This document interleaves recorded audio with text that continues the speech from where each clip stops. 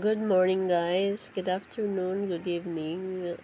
For today's video, I'm going to show to you my new flower vase.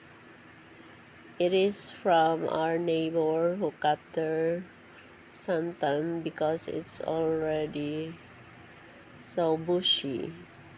So they cut some trunks because it's high already. I was not able to film it because I don't have my phone in me. So I just pick up the flowers and put it in my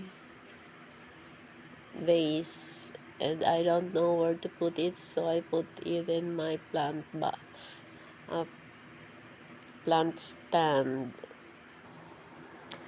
I prefer to put it in a water, in a pot with water, so I could propagate it. I'll wait till it will be rooted and I can transfer it into a pot. It's one way of propagating plants.